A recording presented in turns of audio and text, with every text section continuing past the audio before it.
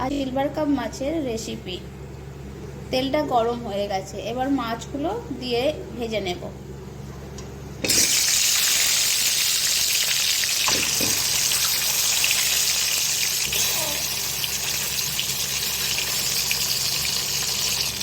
এবার আমি মাছগুলোকে একটু উল্টে দেব।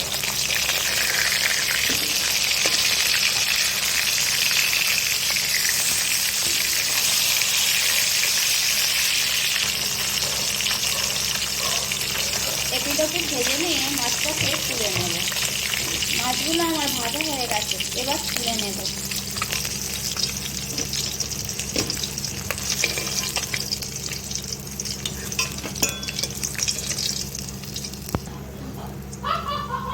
বাকি মাছগুলো এইভাবে ভেজে নেব।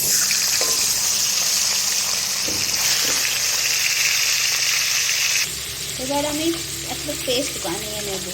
মিডিয়াম সাইজের পেঁয়াজ আর একটা টমেটো আর 2 কোয়া রসুন, এগুলোকে মিক্সিতে পেস্ট করে নেব। মাছ ভাজার তেলটাতেই এবার রান্না করে নেব। একটা তেজপাতা করে নেব। এবার একটু কালো জিরে দিয়ে দেবো সামান্য, 2টো লঙ্কা দিয়ে দেবো, শুকনো লঙ্কা।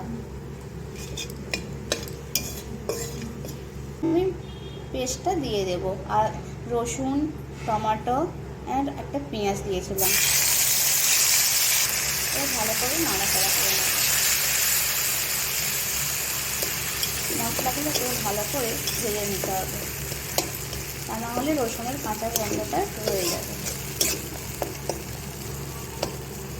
এইভাবে মশলাটাকে নিজের মতন ভালো করে ভেজে নেব।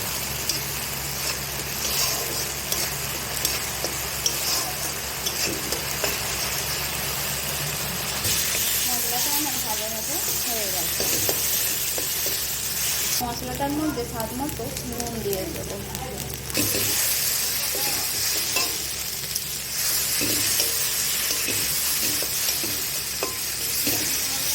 পোস্ত বাটা দিয়ে দেবো। এবার আমি পোস্ত বাটা দিয়ে দিয়েছি। এর মধ্যে হলুদ, লঙ্কা দিয়ে গুলে নিয়েছি জলটার মধ্যে, এটা আবার দিয়ে দেব।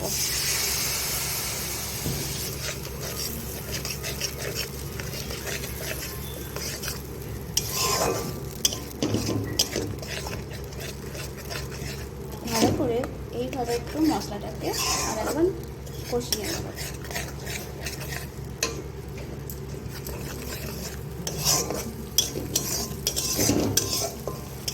বেশি আমি ঝোল রাখবো না, একটু মাখা মাখা করবো।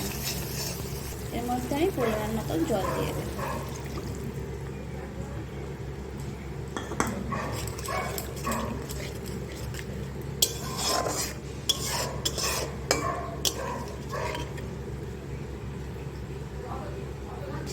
দুটো চেরা কাঁচা লঙ্কা দিয়ে দেব। আমার ঝোলটা ফুটে গেছে, এবার মাছগুলো দিয়ে দেব।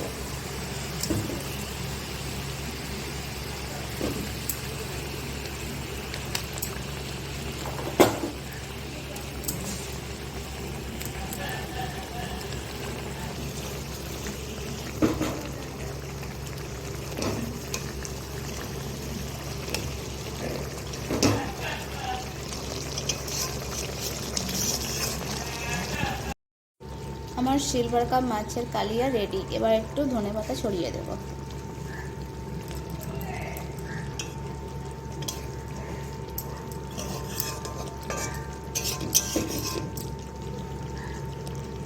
আমার সিলভার কাপ মাছের কালিয়া রেডি।